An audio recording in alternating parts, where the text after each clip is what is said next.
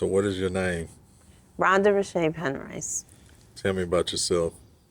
I'm a writer. I wrote Black American history for dummies, so I'm a historian. I consider myself a Shycipian because I was born in Chicago and from age 6 weeks to 10 lived between Chicago and Mississippi. I went to Columbia University, Columbia College, Columbia University in New York City. Then I stayed in New York for like a decade. I went to NYU briefly at the Gallatin School when it was just first starting out. I went to Ole Miss for grad school. I ended up coming to LA and working at a rap magazine, Rap Pages, as associate editor. And then I was just on this wheel of being a freelance writer for different publications like Essence and Vibe and all of that. Then I became a film publicist. I was recruited to be a film publicist. And so I worked on Black audience outreach for Universal Pictures films. I worked on the first Bring It On. I worked on the first Fast and the Furious, the first How High, Scorpion King, Nutty Professor 2, and stuff like that. I'm going to ask you some questions. Say the first thing that comes to mind, whatever picture your mind makes. First question is, you're walking through the forest. Is it daytime or nighttime? Well, it's daytime. You come to an animal that's stuck in a trap. What type of animal is it? It's stuck in a trap in the forest. Could be probably a fox. Do you stop and help it or do you keep going? Oh, I keep going. Who are you walking with? Well, I mean, back in the day, if I was in the forest, I would be with my cousins and my brother. When you come to an object, it could be anything in the universe you want it to be. What is it? An object. Oh,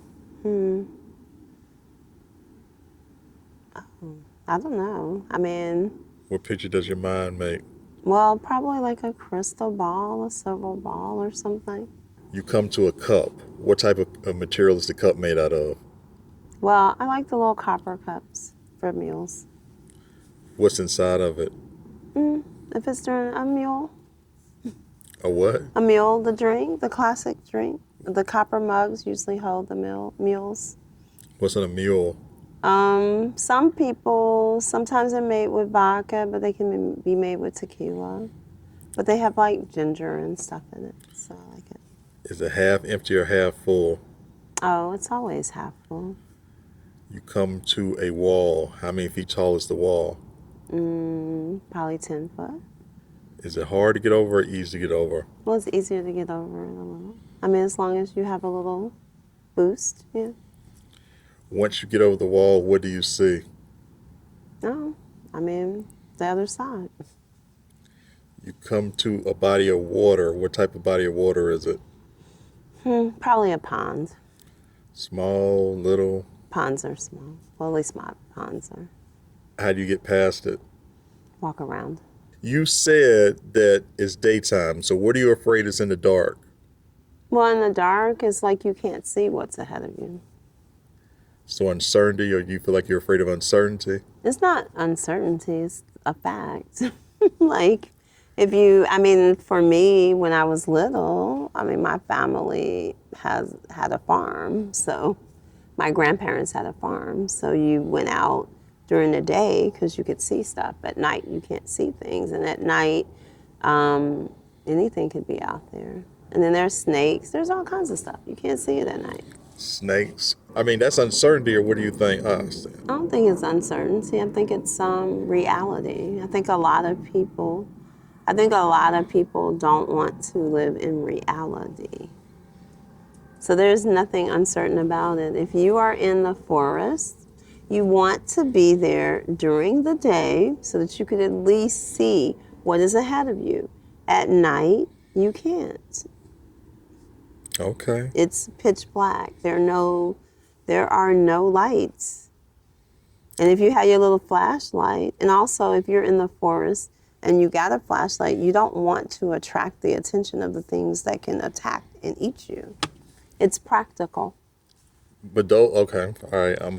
You said you were with your brothers and your cousins, so those are the people you're closest to, or maybe you feel like you can depend on the most? No, I don't think that, because don't think I can depend on either of them. But I say that because when I was younger and we would be in the forest, we would be over like walking through the pasture in the woods. I would be with my brother Ray and my twin cousins James and Dwayne. So how would you describe your relationship with them? I grew up with them. You feel like you're close to them, not close to them? You can depend on them. You said you can. No, I don't think I can depend on them. They're boys. I was the one taking care of them.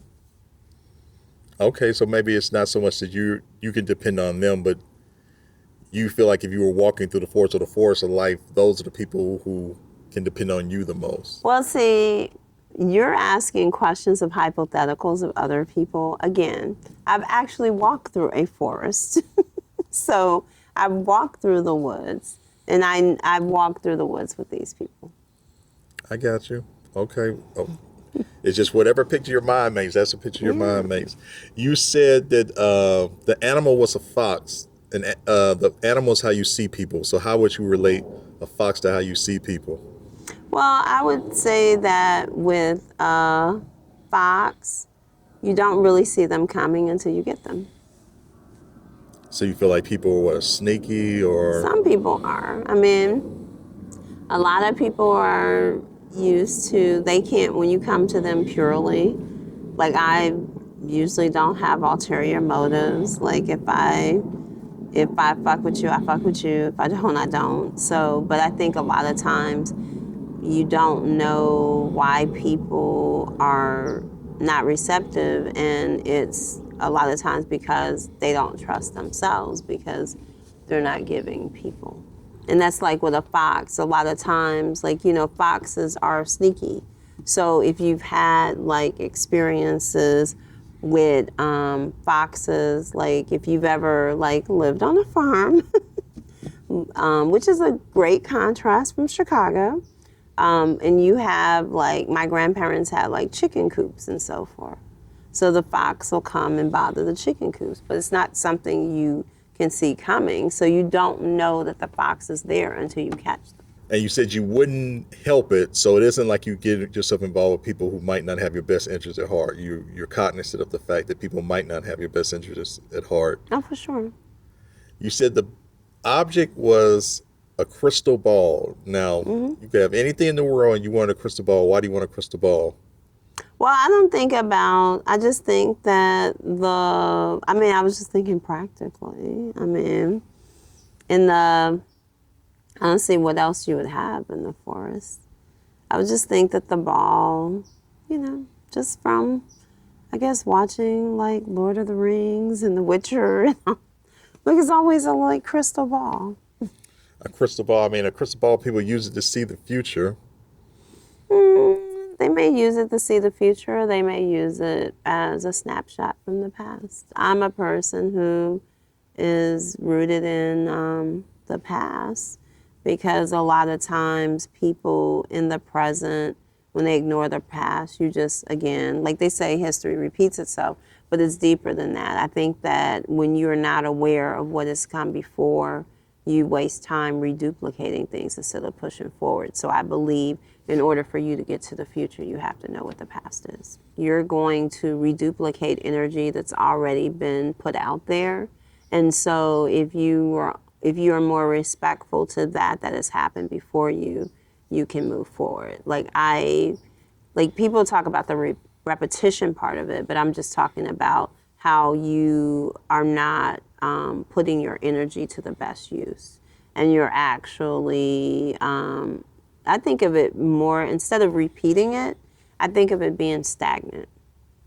And you caught in a status quo instead of pushing forward. And I think that in order for you to go to the future, you have to be aware of the past. In my opinion, there seems to be a pattern of, like with the crystal ball and the things you said about the woods, of just sort of a concern about uncertainty or wanting to know what the future holds.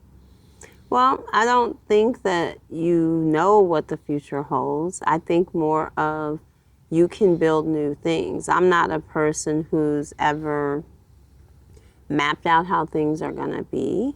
I'm more like a person who follows the footsteps of what will be. So, like, I think a lot of people have spent a lot of time trying to bust through brick walls or knock down a door instead of walking through the one that's open. So I try to walk through open doors. Okay. That's deep.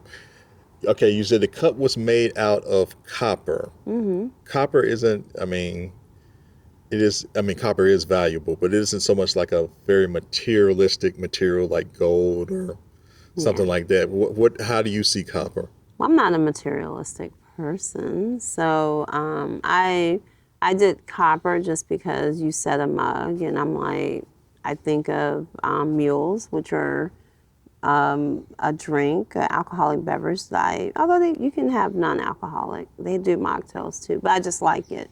But metaphysically, I do know that copper protects you a lot. And so one of my friends, she does a lot with Afrofuturism, and she's a Southerner from Memphis. And so copper was worn and it protects you. And even now, like when you have certain elements, if you go to, depending on who you go to, they may give you copper bracelets and stuff because it protects you. Protects you medically or spiritually? Medically, metaphysically, I should say. Like there are certain things, it keeps sickness away from you and so forth. You said it was filled with a mule. A mule. So that's sort of what it's filled with is your approach to life. So a mule. Yeah, it's like the mule, like a donkey, a mule, yeah. How does it make you feel? What, the mule? Yeah. Just, I mean, it's just it's a beverage I enjoy. I like ginger a lot. Ginger. Okay. Like ginger ale, like ginger food. I like ginger. It has a very distinctive taste, and it's also supposed to be very healthy for you too. Yes. Health is everything. Why is health so important? Well, because there is no tomorrow if you don't have your health. And I like to be able to move about and do things. So, yeah, I value health. Okay, you said it was half full, so you're a pretty optimistic person. Yeah, absolutely. It said that the body of water was a pond, a small pond. The body of water is sort of like your approach to love, passion. You said it was a small pond, so how do you feel like that relates? Love and passion. I mean, I guess those things are nice, but but I'm I'm not a person that's ever been fixated on relationships and romances. If it comes, it comes. If it doesn't, it doesn't. So. And you said you walk around it. Do you feel like you're avoiding love, passion at this point? Sometimes. I think in the past, maybe. But at this point, I don't think about it it's like, it was so crazy. I went to this event and, lots of people in LA. And then it was like, oh, I live in Atlanta. And the immediate question was like, what is dating like in Atlanta? And I was just taken aback because I would never ask that. Why not? Because it's just not foremost on my mind. I think of all the things that have to be done. So what would be foremost in your mind? Like history, events, helping others, celebrating others. Like those are the things foremost on my mind. You don't feel like love is important? It can be. I mean, it can be. It depends on if you have people that really accept you. But, as a woman with deep Southern roots, love takes a lot of energy. And I don't think that, in general, men are as accommodating to what you want as women are to what men want. What comes to mind when you say that? And not accommodating in what way? What are some examples? Accommodating, like, I'm a writer, and like most of the relationships I've had have been people that are long distance because the average man doesn't, if he wants to do something, he's not like, oh, I can wait until you finish that article. It's on their terms, They their time. they demand your immediate attention. You said the wall was 10 feet tall. 10 feet is pretty tall, so you had some trials and tribulations in your life, or do you feel that's true? Well, everybody has trials and tribulations in their life. It's not a person, even if you're born with a silver spoon in your mouth, it's not a person that hasn't been presented with an obstacle in life. What do you feel like some of your biggest trials and tribulations have been? I mean, navigating life. I mean, I was someone who, I mean, my mom worked. I was a single parent household, kind of. I mean, my grandparents co-parented. Back then they didn't call it co-parenting.